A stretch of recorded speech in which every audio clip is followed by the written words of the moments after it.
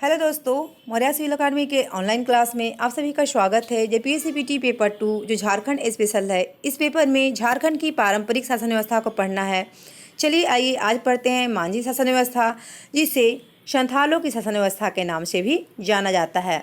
संथाल भारत की बहुसंख्यक जनजाति में से एक हैं, जो व्यवस्थित कृषि करने वाली जनजाति है और झारखंड की जनजाति में सबसे जो है वह अधिक जो संख्या है वो संथालों का ही है।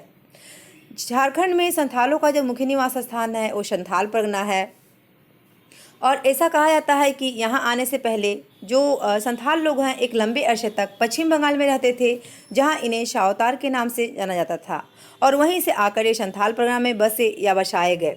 संथाल परगना के जो मूल निवासी हैं वो पहाड़ी समुदाय के लोग हैं और 1765 ईस्वी में बंगाल, बिहार और उड़ीसा की दीवानी प्राप्त होते ही अंग्रेज़ों का जो हस्तक्षेप है वो झारखंड के इस क्षेत्र पे हुआ और अंग्रेज़ों ने प्रवेश किया तो पहाड़ियों ने अधीनता कबूल करने से इनकार कर दिया। तो स्वतंत्रता प्रेमी पहाड़िया जनजाति को काबू में करने के लिए जो अंग्रेज लोग हैं उन्होंने संथालों और पहाड़ियों के बीच में संघर्ष खड़ा कर दिया और 1832-33 में 1338 वर्ग मील क्षेत्र को सीमांकन करके दामिनी कोह के नाम से जो है वो स्थापना किया और इस भूभाग को पहाड़िया जनजाति के लिए आवंटित किया गया और इसकी गोद में फैला भूभाग संथालों के बसाव के लिए जो है वो आरक्षित कर दिया गया। संथालों ने मांझी व्यवस्था जो है वो शौरिया पहाड़ी जनजाति से प्राप्त की है और शौरिया का जो राजनीतिक जीवन जो है वो बड़ा लोकतांत्रिक रहा है। गाँव का प्रबंधन मांझी करता है, जो गाँव का मुखिया और पुजारी भी होता है। उनकी सहायता के लिए कोतवाल, भंडारी, गुड़ैत करते हैं और ग्राम पंचायत में किस तरह के कार्य को और मामले को निपटाया जाता है तो यौन अपराध, जो वर्जित यौन संबंध, तलाक, चोरी, भूमि विवाद आदि जो मामला है उसे सलटाया जाता है। विभिन्न गांवों के बीच के विवाद को सुलझाने के लिए भी जो है वह अंतरग्राम जो संगठन है उसमें किसी तरह से विवाद होता है तो उसको सुलझाने के लिए भी जो है वो ये संगठन जो है वो कार्यरत है। 15 से 20 गांव पर एक नायक होता है तथा 70 से 80 गांव पर एक सरदार होता है। सरदार पर पूरे इलाके की जिम्मेवारी होती है। अंग्रेजों के शासनकाल में सरदार, नायक एवं मांझी जो है वो पद उसको मान्यता मिली हुई थी और उन्हें मासिक वृत्ति भी दी जाती थी।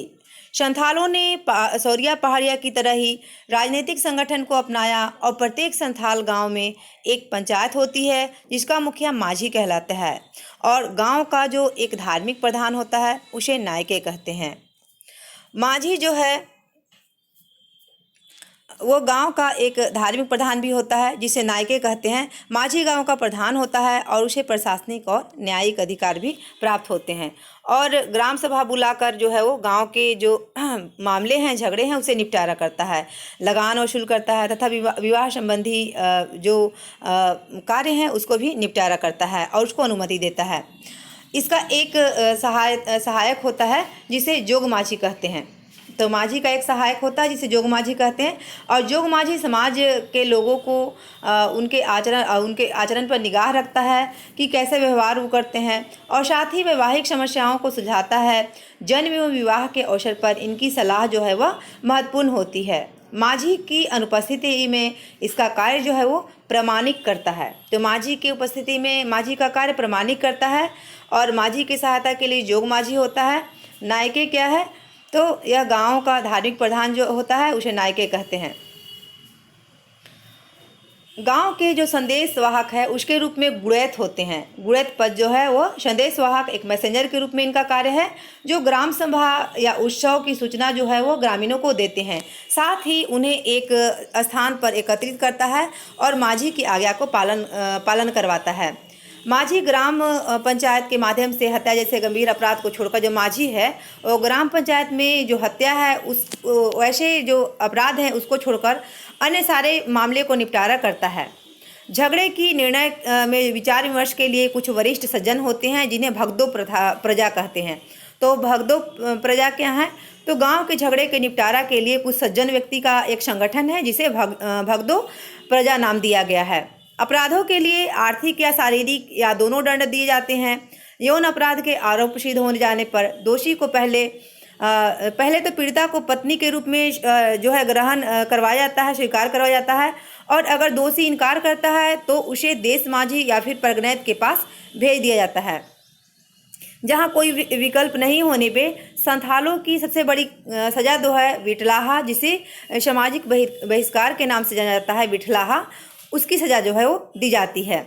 और इसमें व्यक्ति को पूर्ण बहिष्कार होता है, उस व्यक्ति का, उसे अपमानित किया जाता है, तिरस्कृत किया जाता है, समाज से बाहर निकाल दिया जाता है। इसमें क्या है कि कुंवारी लड़की के गर्भवती होने पर जोग माझी को सबसे पहले सूचना जो है वो प्रदान की जाती है और फिर पंचायत की बैठक होती है। उस बैठक में यदि लड़की अवैध संतान के पिता का नाम पहचान बता देती है और आरोपी प्रमाणित हो जाता है तो दोषी लड़की को अपनाना पड़ता है। जो दोषी लड़की है उसको अपनाना पड़ता है उस लड़के को। और यदि किसी का नाम या पहचान लड़की नहीं बताती तो दोषी को दोष को दूर करने के लिए गांव को पवित्र करने के लिए क्या किया जाता है कि लड़की के परिवार को दंड के रूप में पूजा पाठ की सामग्री देनी पड़ती है और साथ ही भोज भात के लिए चावल, दाल, खस्सी जो है वो आदि देना पड़ता है। तो इस प्रकार जो है वो एक लड़की जब किसी प्रकार का यौन अपराध करती है तो उसकी सज़ा जो है वो दी जाती है। संतान पैदा होने पर उस लड़की के जो बच्चा होगा उसका नामकरण, उस संतान का नामकरण जो है वह जोग माझी के गोत्र पर जो है किया जाता है। ग्राम पंचायत में जमीन जायदाद के मामले का निपटारा किया जाता है। तलाक, आपसी झगड़े आदि भी सुलझाए जाते हैं। और अगर हत्या हो तो उस तरह के मामले के लिए सरकारी हस्तक्षेप जो है वो आवश्यक है। 5 से 8 गांव के माझी को देश माझी कहा जाता है और जिस मामले की निपटारा माझी नहीं करता उसे देश माझी के पास भेज दिया जाता है। और 15 से 20 गांवों को मिलाकर एक परगनैत बनता है जो एक ग्राम जो है संगठन है परगनैत। और इस प्रकार परगनैत जो क्या है कहलाता है, जिसके जिम्मे अनेक कार्य होते हैं। विभिन्न गांवों के बीच में जो विवाद है उसका निपटारा जो है यही पंचायत करता है। और देश माझी या माझी जिस मामले को नहीं सुलझा पाता वो उसे परगनैत के पास भेज दिया जाता है। परगनैत को बिठलाहा करने का भी अधिकार होता है। देश माझी परगनैत की सहायता करता है। शादी विवाह के मामले में तो जोग माझी का ही निर्णय सुनता है और धार्मिक अपराधों के मामले में नायके का फैसला जो है वह महत्वपूर्ण होता है।